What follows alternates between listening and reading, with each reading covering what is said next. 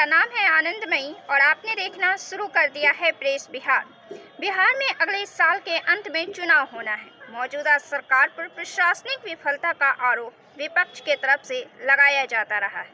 यही वजह है कि सरकार प्रशासनिक मजबूती के लिए एक्शन लेते हुए नजर आ रही है।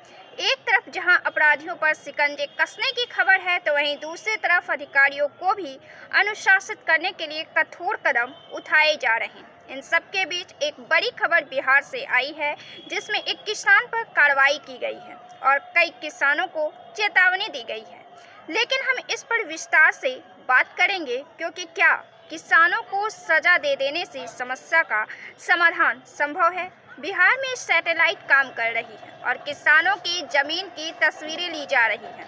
सैटेलाइट के माध्यम से कृषि संबंधी कार्यों की निगरानी की जा रही है। अब यह बड़ा कदम सैटेलाइट से तस्वीर लेने की सरकार द्वारा उठाया कदम यूं ही नहीं है दोस्तों। इन सब के पीछे सर्वोच्च न्यायालय है और सर्वोच्च न्यायालय जिम्मेदार है, जवाबदेह है संविधान के मूल्यों के प्रति। जी हाँ दोस्तों, किसान की गतिविधि संविधान के मूल अधिकार को प्रभावित करती है। दूसरी तरफ किसानों को भी अपनी मजबूरियां हैं, सरकार की भी मजबूरियां हैं और सर्वोच्च न्यायालय भी संविधान के प्रति जवाबदेह है। तो दोस्तों, ऐसे में समाधान पर काम करना ही श्रेयस्कर होता है, क्योंकि समाधान पर काम करने पर ही चीजें ठीक की जा सकती है। ऐसी योजनाएं और नियमों को लाना आवश्यक है जहां किसान उनसे जुड़कर नियमों से बंधने के लिए तैयार हो जाए, और यह तभी संभव है जब उन्हें सीधे तौर पर फायदा नजर आए।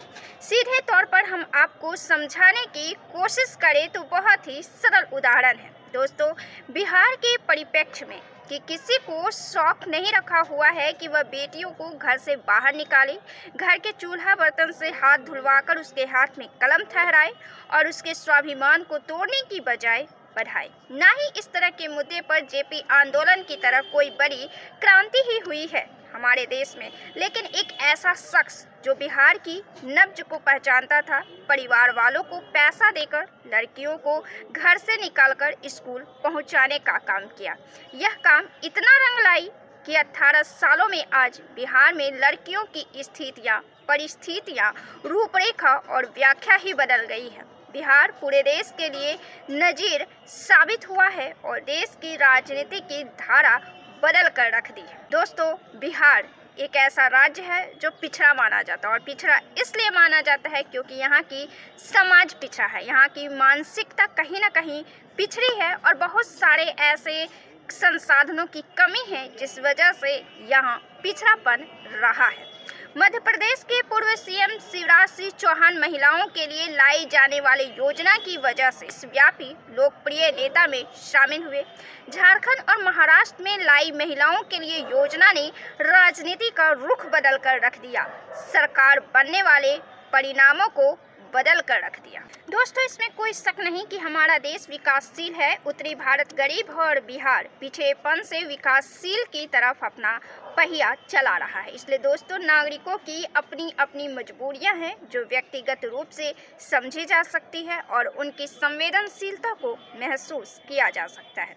और इन सब के बीच समाधान आखिरकार सरकार और उनकी कार्यप्रणाली को ही निकालनी है। दोस्तों, बिहार के नालंदा में एक किसान को पराली जलाना महंगा पड़ गया। पुलिस ने किसान के खिलाफ एफआईआर दर्ज की है। सैटेलाइट से ली गई तस्वीर के आधार पर उसका सत्यापन किया गया और फिर बाद में एक्शन लिया गया। यह मामला हरनौत का है। चेरू ओपी इलाके के चारविंदर गांव निवासी किसान रामजी सिंह से जुड़ा हुआ यह मामला है, जो अपने खेत में पराली जला रहे थे। किसानों को इस संबंध में चेतावनी दी जा चुकी है। इसके बावजूद इस तरह के मामले सामने आ रहे हैं और आगे भी आएंगे। इसकी गारंटी नहीं दी जा सकती है कि अब ऐसे मामले नहीं आएंगे। दोस्तों, पराली होता क्या है? दरअसल पराली किसान अपने पैदावार को बाजार पहुंचाने के बाद बचे हुए अवशेष में आग लगा देती है और यह उनका अपने खेतों को साफ करने का सबसे सरल और सीधा रास्ता होता है। और वे इसलिए ऐसा करते हैं कि नए फसल का पैदावार उगा सके। उनके पास एक माह का वक्त नहीं होता है इसके लिए इंतजार करने के लिए। पराली साल में 2 बार होती है, एक गर्मियों में और दूसरा सर्दियों में। गर्मी में तो गर्म हवा इसे जल्दी से फैला देती है, लेकिन अक्टूबर से नवंबर में पराली से काफ़ी धुआं होता है, जो तापमान में गिरावट और हवा की कम गति के कारण होता है। यह धुआं 250 किलोमीटर दूर तक जाता है। हालांकि गर्मी में भी धुआं भी होता है और आग लगने की संभावना भी प्रबल होती है। नवंबर में पराली अपने चरम पर होता है और यही वजह है कि सरकार सैटेलाइट से निगरानी कर रही है।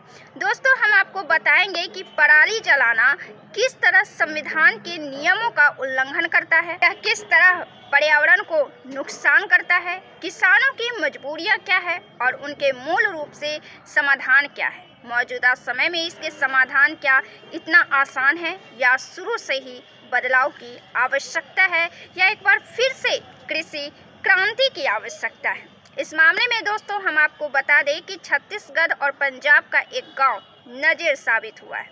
सर्वोच्च न्यायालय के व्याख्या के मुताबिक संविधान का आर्टिकल 21 नागरिकों के मौलिक अधिकार का उल्लंघन पराली जलाना करता है, क्योंकि मौलिक अधिकार नागरिकों में जीवन और व्यक्तिगत स्वतंत्रता की अधिकार की गारंटी देता है और पर्यावरण का क्षय सीधे तौर पर सार्वजनिक स्वास्थ्य के लिए नुकसानदेह है। न्यायमूर्ति एस ओका की अध्यक्षता वाली 3 न्यायाधीशों की पीठ ने कहा, संविधान के अनुच्छेद 21 के तहत प्रत्येक नागरिकों को प्रदूषण मुक्त वातावरण में रहने का मौलिक अधिकार प्राप्त है।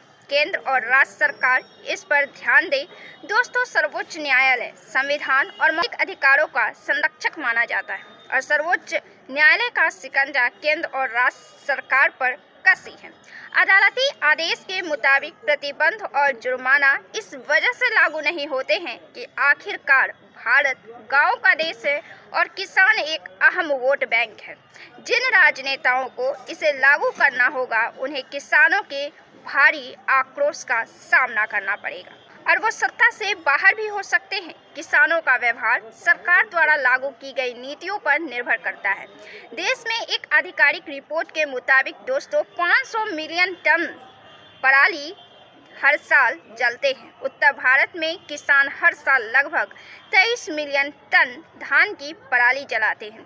अब इससे ज़्यादा भी होंगे, लेकिन लगभग 23 मिलियन तो है ही। दोस्तों, पराली जलाने से क्या नुकसान होता है हम आपको बताते हैं। 1 टन पराली जलाने से होने वाले नुकसान में 3 किलोग्राम पार्टिकुलेट मैटर शामिल है, 60 किलोग्राम कार्बन मोनोऑक्साइड है, 1460 किलोग्राम डाइऑक्साइड है, 1999 किलोग्राम राख है, 2 किलोग्राम सल्फर डाइऑक्साइड निकलता है। इससे सांस लेने में, नाक में, आंखों में जलन और गले की समस्या गंभीर रूप से होती है, क्योंकि इससे कैंसर कारक पॉलीसाइक्लिक एरोमेटिक हाइड्रोकार्बन वाष्पशील कार्बनिक यौगिक जैसे जहरीले गैस उत्पन्न होता है। पंजाब और हरियाणा में जलाई गई पराली दिल्ली के वायु प्रदूषण के माध्यमिक कारणों में से एक है। 1 टन पराली नहीं जलाने से मिलने वाले पोषक तत्व क्या है?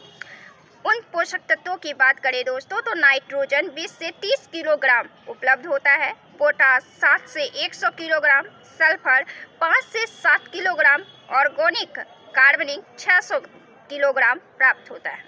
फसल कटाई के बाद बचे हुए अवशेषों से बना खाद बहुत ही शानदार होता है। यह खेतों की उर्वरा शक्ति बहुत ही मजबूत करती है, मिट्टी की संरचना में सुधार लाती है, लाभदायक जीवाणुओं को पोषित करती है, खरपतवार कम होते हैं, वाष्पोत्सर्जन घटता रहता है। इसके विपरीत पराली जलाने से पत्तियों में मौजूद पोषक तत्व नष्ट हो जाते हैं, मृदा के तापमान में वृद्धि होती है, इससे मिट्टी के जैविक संरचना पर बुरा असर पड़ता है, वायु प्रदूषण से धुंध और बीमारियां होती है, मित्र कीटों के नष्ट होने से शत्रु कीटों का प्रकोप बढ़ जाता है, मृदा की ऊपरी परत की घुलनशीलता कम हो जाती है, रोग में वृद्धि होती है। फसल की यांत्रिक कटाई में उछाल के साथ पराली की समस्या भी बढ़ी है। 1-2 फीट लंबा ठूंठ इसमें बच जाता है, जिसे स्वयं सड़कर नष्ट होने में 1.5 माह का वक्त लगता है। किसानों के पास इतना पर्याप्त समय नहीं होता क्योंकि उन्हें अगले फसल के लिए तैयार खेत की आवश्यकता होती है। इसलिए वे सड़ने की प्रतीक्षा के बजाय तुरंत जलाकर नष्ट करने का रास्ता चुनते हैं। पराली जलाने से बचाने के लिए छत्तीसगढ़ सरकार द्वारा जो मॉडल अपनाया गया है वो काफ़ी कारगर है। छत्तीसगढ़ द्वारा गौठान स्थापित किया जाता है, अर्थात गौठान एक 5 एकड़ का भूखंड होता है जो प्रत्येक गांव द्वारा साझा रूप से होता है। यहाँ पराली दान के माध्यम से गांव की समस्त पराली को एकत्र की जाती है और इसे गाय के गोबर तथा कुछ प्राकृतिक एंजाइमों के साथ मिलाकर जैविक खाद में रूपांतरित किया जाता है। इस योजना से ग्रामीण युवाओं के लिए रोजगार का भी सृजन होता है। तो इस तरह की मनरेगा जैसी योजना को शुरू भी की जा सकती है। पराली का पुनः उपयोग और पुनर्चक्रण करने के बारे में किसानों को जागरूक किया जा सकता है और उन्हें राशि प्रोत्साहित भी की जा सकती है। गेहूं की पराली का मवेशियों के चारे में प्रयोग किया जा सकता है। गेहूं के ढूंढ से तैयार तूड़ी मवेशियों के लिए बेहतरीन पोषक सूखा चारा होता है। इसके अलावा सूक्ष्म जीव पूषा पराली के सड़न को तेज करता है और 25 दिन में खाद बनाता है। हैप्पी सीडर एक ट्रैक्टर माउंटेड मशीन है जो चावल की भूसी को काटती है और उठाती है और खाली हुई भूमि में गेहूं का बीज बोती जाती है और फिर बोए गए क्षेत्र के ऊपर गीली घास के रूप में भूसी को बिछा देती है। फसल अवशेषों का उपयोग चारकोल गैसीकरण, बिजली उत्पादन, जैव इथेनॉल के उत्पादन हेतु औद्योगिक कच्चे माल जैसे विभिन्न उद्देश्यों के लिए किया जा सकता है। पराली के प्रबंधन में कुछ कृषि यंत्र भी हैं जो लाभकारी साबित होता है। Straw baler, happy seeder, zero till seed, cum fertiliser drill, reaper combinder, straw reaper, rotary mulcher. लेकिन दोस्तों, पराली की समस्या यहीं पर समाप्त नहीं होती है। 2019 में सुप्रीम कोर्ट ने कुछ उत्तरी राज्यों को आदेश दिया था कि वे पराली न जलाने वाले प्रत्येक किसान को प्रति एकड़ 2400 रुपये दे। बीबीसी के रिपोर्टिंग के मुताबिक एक किसान श्री सिंह ने ऐसा किया भी और पराली नहीं जलाई। वे कहते हैं कि हमने पूरा साल इंतजार किया लेकिन हमें कुछ नहीं मिला, इसलिए मैं भी अन्य लोगों की तरह पराली जलाने का फैसला किया है। पंजाब सरकार ने यह भी माना था कि वे इतने किसानों को भुगतान नहीं कर सकते। पंजाब के एक धनी किसान इंद्रजीत के मुताबिक हैप्पी सीडर के लिए ट्रैक्टर की जरूरत होती है और यह सस्ता नहीं है। $15,000 तक कीमत पड़ती है। मशीन पाना मुश्किल होता है। कुछ किसानों का कहना है कि उनके पास फसलों के बीच महीना, दिन या इससे अधिक इंतजार करने का वक्त नहीं होता है। 1966 में पंजाब, हरियाणा और यूपी को देश के हरित क्रांति के लिए चुना गया था। कह सकते हैं दोस्तों कि इन राज्यों ने हरित क्रांति में प्रमुख भूमिका निभाई थी। वहीं कृषि विशेषज्ञ डॉक्टर गुलारी का मानना है कि उत्तरी भारत की भौगोलिक स्थिति इस फसल के लिए अनुकूल नहीं है। धान को बहुत अधिक पानी की आवश्यकता होती है, इसलिए इसे उच्च भूजल वाले क्षेत्रों में उगाना आसान है। पंजाब इसके लिए उपयुक्त नहीं है। और इन राज्यों में सघन खेती से न केवल वायु प्रदूषण में इजाफा हुआ है बल्कि पानी का स्तर भी तेजी से बढ़ा है। उनका मानना है कि ये सभी प्रयास एक हद तक अप्रासंगिक है। वे इसे जड़ से समाप्त करने का सुझाव देते हैं। इसके लिए धान के अलावा अन्य फसलों को सब्सिडी देने की बात कहते हैं जो सबसे अधिक पराली जलाने का स्रोत है। उनके मुताबिक नीति और धन से क्षेत्र के किसानों को अधिक फल और सब्जियां उगाने के लिए प्रोत्साहित किया जा सकता है। हमारे देश को विटामिन और प्रोटीन की अधिक आवश्यकता है। पंजाब के लुधियाना का दिवाला गांव में 5 साल के बाद कृषि विभाग जब पराली जलाने से उर्वरता में कमी आई और वहीं दूसरी तरफ ग्रामीण कोऑपरेटिव सोसाइटी के सचिव ने इन्हें आसानी से सरकार के सहयोग से यंत्र उपलब्ध कराया और बाद में किसानों ने सब्सिडी की मदद से मशीनरी खरीद लिया। पहले पराली के प्रबंधन के लिए केंद्र सरकार की तरफ से मशीनरी दी जाती थी। यह घटना साल 2018 के पहले की है दोस्तों। इस तरह पंजाब के लुधियाना में यह गांव पराली जलाने से मुक्त हो सका। तो दोस्तों, मूल रूप से देखा जाए तो पराली जलाने की समस्या से निजात सरकार और किसानों के बीच सफल कार्यान्वयन और उचित कार्यविधि के द्वारा ही निजात पाया जा सकता है। बाकी दोस्तों, आपको क्या लगता है पराली जलाने पर किसान को कैसे रोक लगा सकते हैं? आपकी क्या राय है? अपना जवाब जरूर दें। वीडियो को लाइक करिए, शेयर करिए और चैनल को सब्सक्राइब जरूर से करें। फिर हम मिलते हैं अगले वीडियो में। तब तक के लिए धन्यवाद।